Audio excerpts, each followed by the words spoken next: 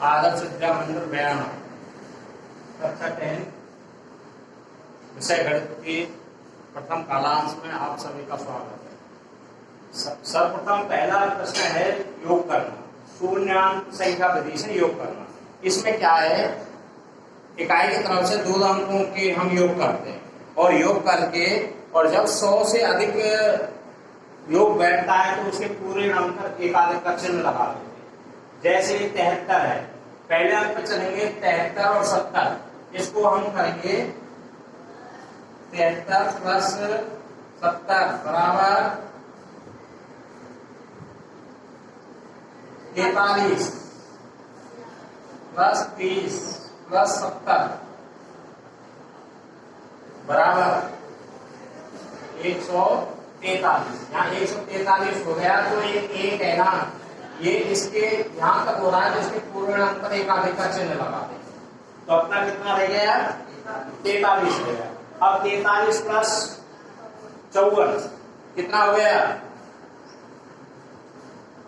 97 plus, अब दूसरे step पे लेंगे हम 97 प्लस 89, इसको शून्याङ्क करना है, 100 की संख्या लेने हैं तो 97 में कितना जोड़ें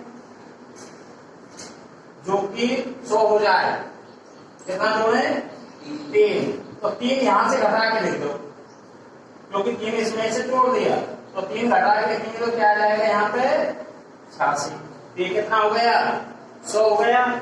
100 का पूर्ण अंक पर एकाधिक का चिन्ह लगा देंगे, शेष कितना रह गया 86।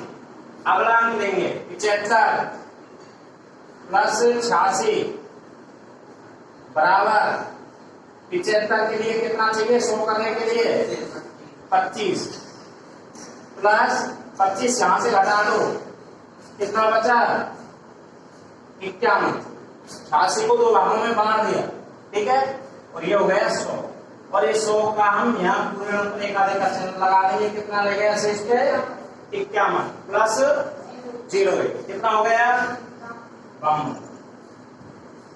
इसी प्रकार अब अगले 2 अंक लेंगे 78 प्लस ये कितना पढ़ेंगे बताओ, 85 पढ़ेंगे,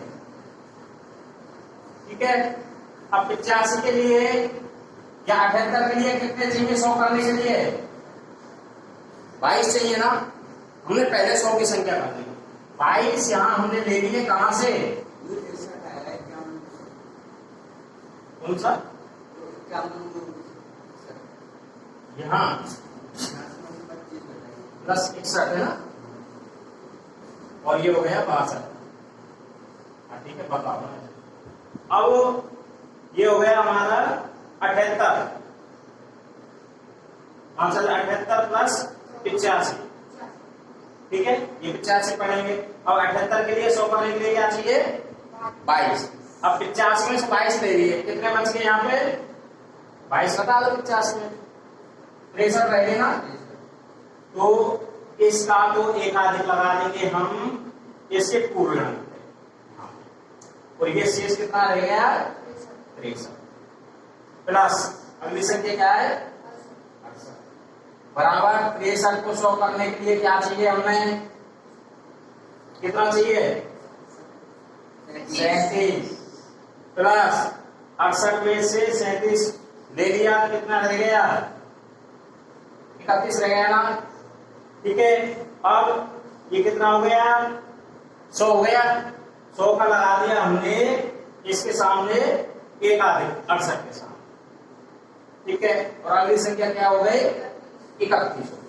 अब 31 प्लस 83, 31 प्लस 83 बराबर 31 के लिए 100 करने के लिए क्या चाहिए 69 चाहिए ना, 69 चाहिए, 69 यहां से ले लिया तो यहाँ कितना बच गया 14 बच गया। ये काउंटिंग होनी चाहिए कंप्यूटर की तरह, कहीं गलती हो जाती है लेकिन ध्यान रखना। तो ये तो हो गया हमारा 100 के लिए एकाधिक लगा दिया, कितना बच गया शेष 14 प्लस अगली संख्या जोड़ो 93, ठीक है। नहीं नहीं, कहाँ पे लगेगी? ये दो अंक लगे 68 लियो ना, 68 33 लेना था, 68 प्लस यहाँ 63 रहे, 63 प्लस 68 हो गया। ये एक आधे लग गया, यहाँ पे लगेगा, यहाँ पे। चलो फिर 31 बच गया, 31 प्लस ये 32 है, यहाँ पहुंच गए 31 प्लस 32। ये कितना हो गया? यहाँ तो 100 होगा ही नहीं, कितना हो गया? 63। और अगला स्टेप पे आओ, 63 प्लस हाँ ये 33, ये हो गया 64। 64 प्लस ये कितना है? 31। ये भी पूरा 100 नहीं हुआ, कितना हो गया? ये 95 प्लस 54, 95 प्लस 54 बराबर 95 के लिए क्या चाहिए? हाँ प्लस, तो इसका लगा देंगे हम एक आधे यहाँ पे, और ये कितना रहेगा यहाँ पे? 49। अब अगला स्टेप ऐसे ये लेंगे 83 प्लस ये कितना है? 66। अब 83 पे क्या चाहिए हमें? क्या करना है हमको? सही ट्रैक पर चलो, 100 करना है। क्या चाहिए? 70। अब 70 हमने कहां से ले लिया? 66 से। ये कितना रह गया? 49। और इसका क्या लगा देंगे? पूर्णांक पर एक आधे, पूर्णांक कुछ नहीं है, क्या रखेंगे हम? 0 पे। ठीक है, अब 49 प्लस ये कितना है? 75। अब 49 के लिए क्या चाहिए? प्लस कितना? और कितना बच गए? 24। इसका क्या लगा देंगे हम यहाँ पे? एक आधे, पूर्णांक नहीं है तो 0 लगा, एक आधे लगा देंगे। शेष क्या रह गया? 24। 24 प्लस ये कितना है?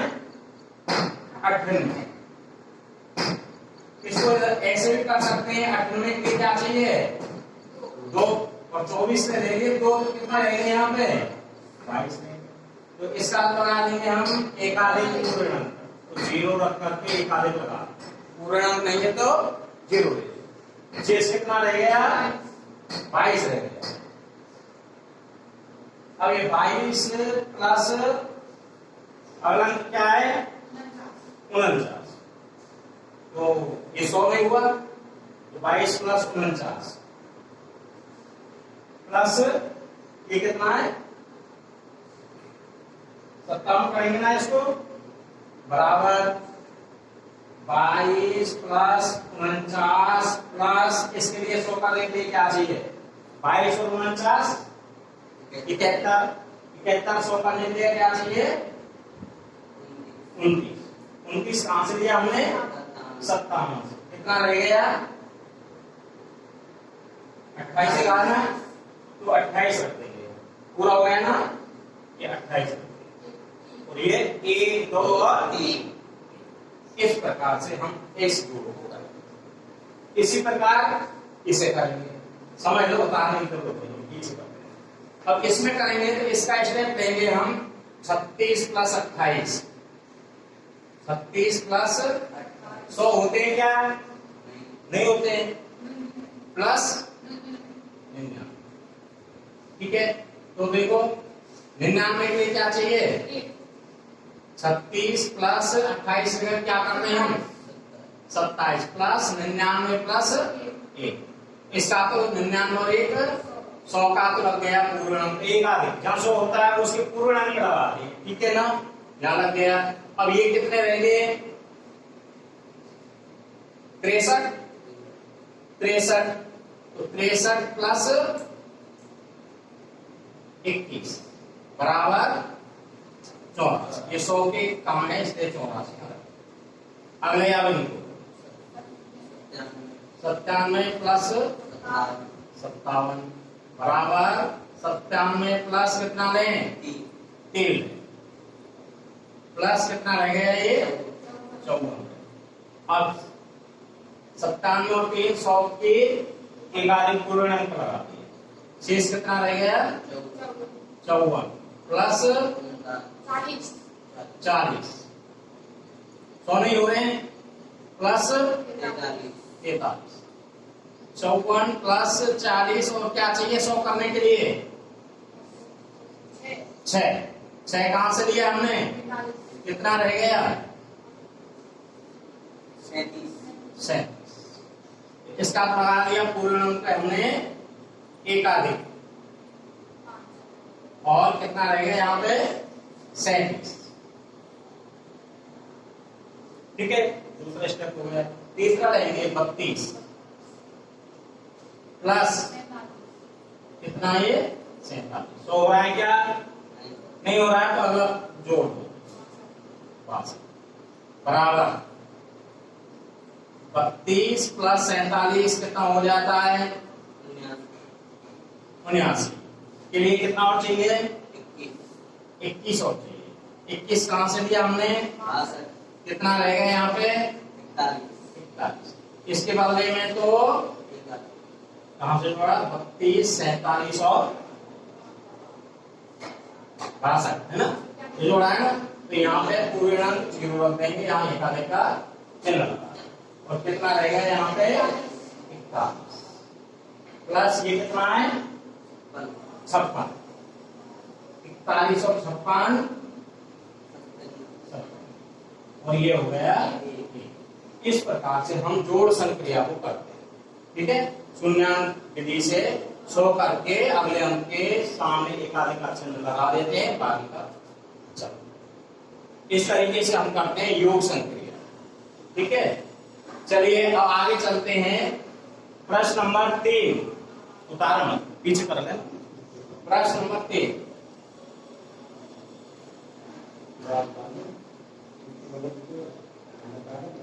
चलो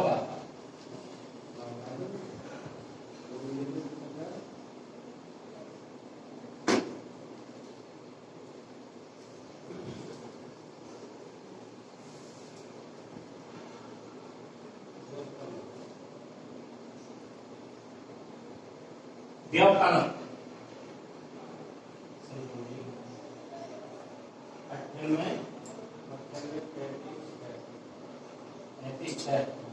माइनस 70 40 40। हाँ,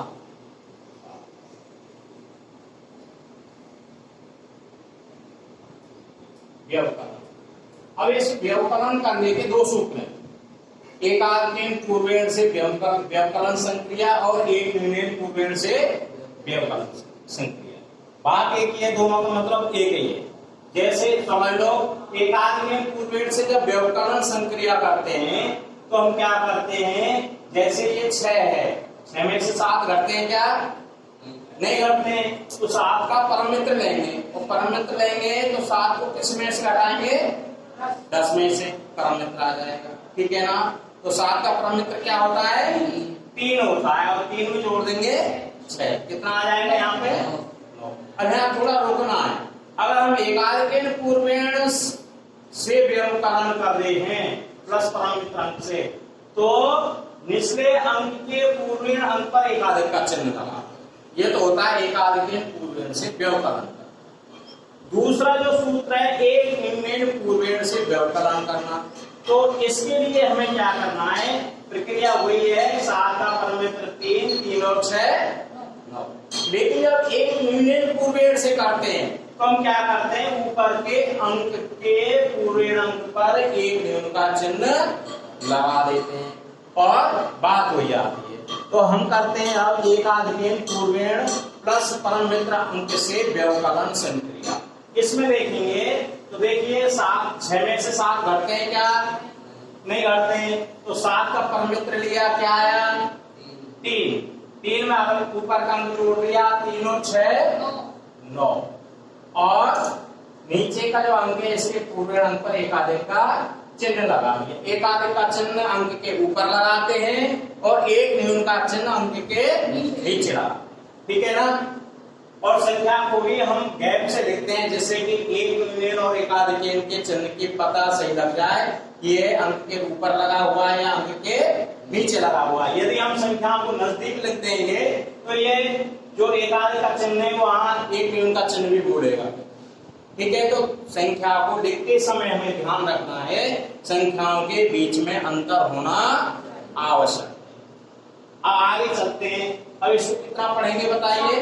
7 पढ़ेंगे। 5 में से 7 घटते हैं क्या? नहीं घटते हैं। तो 7 का परमित्र लिया 3 आ गया। 3 में 5 जोड़ दिया, कितना हो गया? 5 और 3 8। और पूरे अंक पर एक न्यून का एकाधिक का, ये कितना हो गया? 5। अब 3 में से 5 घटते हैं क्या? कोई प्रक्रिया है। तो 5 का परमित्र लिया, 5 में 3 जोड़ दिया 8 हो गया। और पूरे अंक पर एकाधिक का चिन्ह। अब देखेंगे 8 में से 0 पे एकाधिक का मतलब क्या हो गया? 1 हो गया। 8 में से गया तो 7 और 9 में से 7 गए तो 2। ये हमारे हो गई एकाधिक पूर्ण प्लस परमित्र अंक से व्यवकलन संक्रिया, ठीक है। आगे चलते हैं। अब ये तो हमारे साधारण सवाल है। दूसरा आता है संख्या मिनट सेकंड का।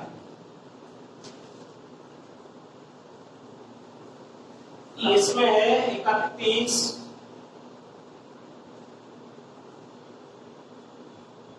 घंटा मिनट सेकंड के सवाल है। 31, 26, 25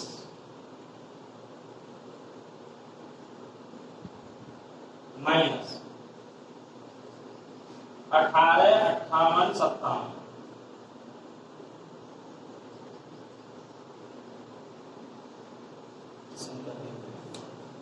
देखो इसमें थोड़ा सा ध्यान देने की बात है। इसमें हमें ज्ञान होना चाहिए 1 घंटे में कितनी मिनट होती हैं और 1 मिनट में कितनी सेकंड होती हैं। तो ये हमें यदि ज्ञान है तो हम सही से कर सकते हैं। अब इसमें क्या है कि जो हम परमित्र अंक लेते थे, इसमें जो परमित्र अंक लिया था वो 10 में से घटाते हैं। लेकिन यहाँ पे क्या है, इकाई के अंक में तो 10 में से घटाएंगे, लेकिन दाई के अंक में परमित्र लेंगे वो 6 में से घटा करके। यह विशेष ध्यान देने की बात है, ठीक है ना। क्योंकि 1 घंटे में 60 मिनट होती है, 60 में दाई का अंक क्या है? 6। तो 6 में से घटा करके परमित्र अंक लेंगे। ऐसे मिनट में सेकंड होती है 60 और 60 में दाई का अंक क्या है? 6। तो दाई के अंक के लिए परमित्र अंक लेना है, वो 6 में से लेंगे। मिनट और सेकंड का वो है द्वितीय स्थान। अब जैसे देखिए 5 में से 7 घटाएंगे, घट जाते हैं क्या? नहीं घटते हैं। तो 7 का परमित्र 3 और 3 में क्या जोड़ेंगे हम? 5। कितना हो गया? 5 और 3 8 हो गया। और पूरे अंक पे लगा दिया हमने एकाधिक का चिन्ह। अब ये कितना हो गया? अब ये ध्यान रखना है सेकंड का दाई का अंक है और दाई के अंक में जो परमित्र लेना है वो कै में से लेना है? 6 में से लेना है। तो 2 में से 6 नहीं करते हैं तो 6 का परमित्र लेंगे, क्या आएगा? 0 आएगा। 0 में 2 जोड़ देंगे, क्या हुआ? 2 और पूरे अंक पर एकाधिक का चिन्ह। अभी कितना हो गया? 9। 6 में से 9 घटते हैं क्या? 9 का परमित्र 1 और 6 7। पूरे अंक पर एकाधिक का चिन्ह। अब ये कितना हो गया? 6। फिर ध्यान रखेंगे ये दाई का अंक है मिनट का, तो इसका परमित्र क्या में से देना है? 6 में से देना। तो 6 का परमित्र क्या आएगा? 0 आएगा। 0 में 2 जोड़ेंगे तो 2 आएगा और पूरे अंक पर एकाधिक का चिन्ह। अब फिर यहाँ देखेंगे 1 में से ये कितना हो गया? 9 घटते हैं क्या? नहीं घटते हैं। तो 9 का परमित्र 1 में 1 जोड़ दो 2 और पूर्ण अंक पर एकाधिक का चिन्ह। अब देखेंगे ये कितना हो गया? 2। 3 में से 2 गए तो 1। तो इसका उत्तर आ गया 12 घंटे 27 मिनट 28 सेकंड। इस तरीके से हम घंटा मिनट सेकंड का योग हो व्यवकलन हो तो इस तरीके से करते हैं, ठीक है ना। योग करेंगे तो यहाँ 6 हो जाएगा तो एक आधे लगा देंगे, 10 नहीं देखेंगे यहाँ 6 पे एक आधे लगा देंगे। योग ऐसा है, आपके इसमें नहीं दिया है लेकिन योग में भी ध्यान देने की बात है और इस बात की ध्यान देने। अब आती है गुणनसन क्रिया। योग हो गए और व्यवकलन हो गए। अब गुणनसन क्रिया में सबसे पहली है भिन्नों के गुणन।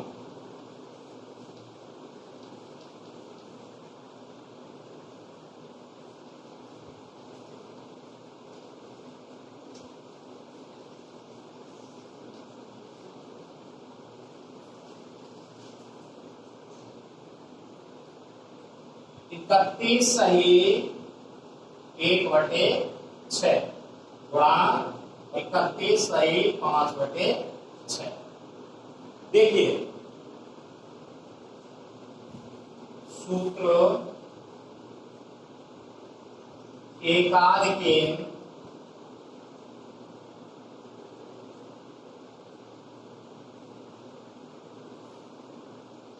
पूर्वेण से गुणनसन क्रिया।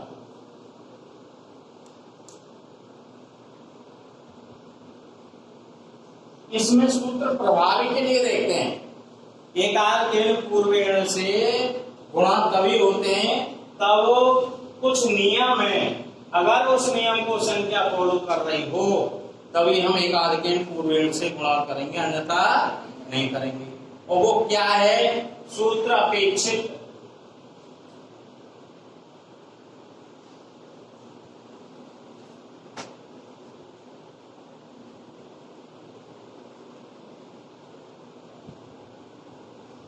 गुणन की दोनों ओर के चरम अंकों का योग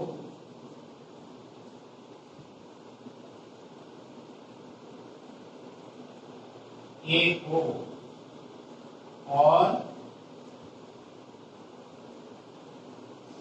शेष अंक समान हो।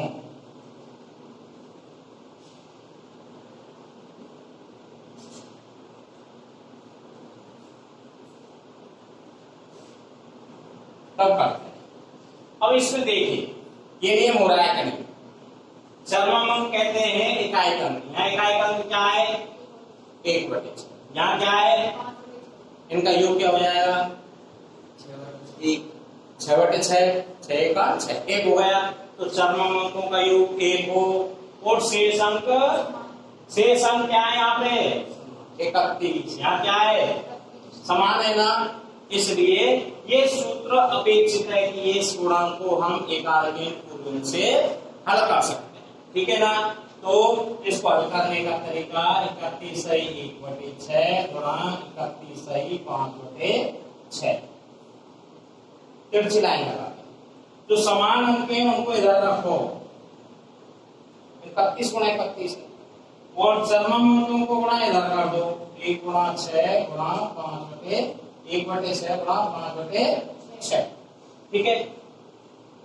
अब यहाँ एकाधिक के पूर्वेण है तो एकाधिक जो समान अंक है उसमें एक अंक पर एकाधिक का चिन्ह लगा दिए। ये कितना हो गया? 32 गुणा 31 कर दो तो 32 सेकंड 32 और 32 किया 96 और 3 के 3 कितना हो गया? 999, ठीक है। और गुणा जानते हैं ना भिन्नों के, ऊपर के अंकों का गुणा कर दो। 5 एकम और 6 गुणा 6 का क्या आ जाएगा? 36 बराबर 992 सही 5/36। इस प्रकार से हम एकाधिक के पूर्वेण से भिन्नों के गुणा करते हैं, ठीक है। चलिए कौन सा नंबर का प्रश्न हो गया? ये 5, प्रश्न नंबर 5। अगला करते हैं प्रश्न नंबर 6।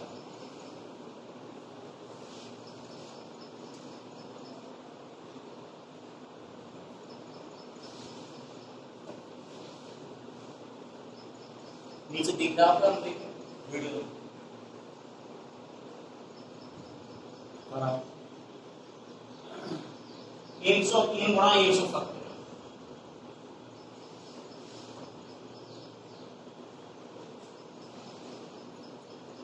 ये है, ये भी एकाध के पूर्वेण से ही है।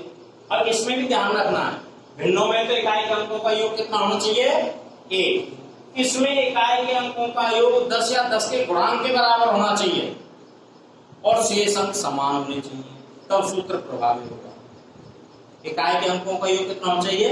या तो 10 होना चाहिए, या 10 के गुणांक मतलब 10 की घात 2 बराबर 100 या 1000 या 10,000 और शेष अंक समान हो। अब इसके लिए देखेंगे हम 7 और 3 10 भी तो हो रहा है, लेकिन शेष अंक समान है क्या? या तो 19 है या 10 है, शेष अंक समान नहीं है। लेकिन 10 के गुणांक पे पहुंचते हैं अब हम। अब 10 के गुणांक पे पहुंचते हैं तो दो अंक करने जोड़ूंगा, 97 और 03 कितना हो गया? और यहाँ कितना रह गया? और यहाँ कितना रह गया? सूत्र प्रभावी हो गया। इकाई दहाई के अंकों का योग कितना है? 100। शेष अंक समान है तो एकाध के पूर्वेण से गुणा हो जाएगा। तिरछी लाइन भेज देंगे, जो समान अंक है उनका गुणा इधर कर दो और जो चरमांक जिनका योग लिया है उनका गुणा हम इधर कर देंगे और जो समान अंक है उसके एक अंक पर एकाध का चिन्ह लगा देंगे। ठीक है, अब ये कितना हो गया? 2 गुणा 1 करेंगे तो 2 और इसका गुणा कर दो, 3 7 21 2 3 9 27 और 2। लेकिन यहाँ देखेंगे 1 2 3 4 कितने अंक हैं? तो ये गुणनफल के अंक होना चाहिए 1 2 3 और 4। अगर इधर 0 रखेंगे तो मान बदल जाएगा, इसलिए 0 हम कहाँ रखेंगे? यहाँ रख करके बराबर अंक कर देंगे, 4 रखेंगे, तिरछी लाइन निकाल देंगे 2 0 221। इस प्रकार से हम एकाध के पूर्वेण से गुणन संक्रिया करते हैं। लेकिन ये देख लेंगे कि सूत्र प्रभावी है या नहीं। यदि सूत्र प्रभावी नहीं है तो वैदिक गणित की दूसरी विधि से गुणा करेंगे। ठीक है, आगे चलते हैं। प्रश्न नंबर 7, निगम सूत्र से गुणा।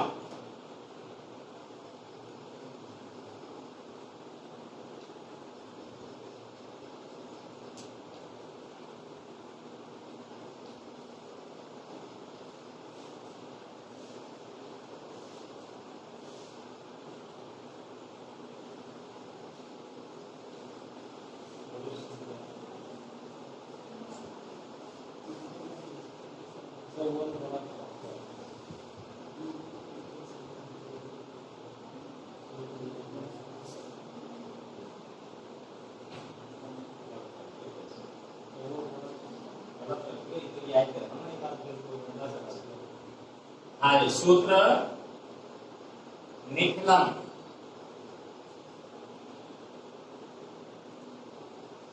से गुणन संक्रिया। अब देखिए, इससे पहले जो करा रहे हैं पुस्तक में रख दिए ये सवाल, ठीक है, लेकिन ये बजाय निगम सूत्र से एकाध के पूर्वेण वाला सूत्र इसमें प्रभावी हो रहा है।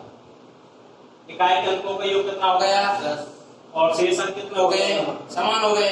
मौखिक हो गया, इसका एकाध कर देंगे 6 हो गया, 6 पंजे 30 और 6 चौका 30 24 उत्तर आ जाएगा इसका। हो गया ना सरल। लेकिन इसको कौन सा सूत्र से करवा रहा है? ये निगम से। अब निगम सूत्र के लिए हम क्या करते हैं? इसका आधार लेते हैं। क्या लेते हैं? वो आधार भी वही तरीका आधार का 10 या 10 के गुणांक के बराबर होना चाहिए। अब आधार किसकी तुलना करके लेते हैं? संख्या की तुलना करके। ये संख्या कितनी है? 54।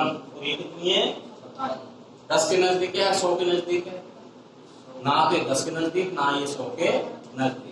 इसलिए इसका आधार छोटा लेंगे। छोटा आधार क्या है? 10। तो आधार ले लिया 10।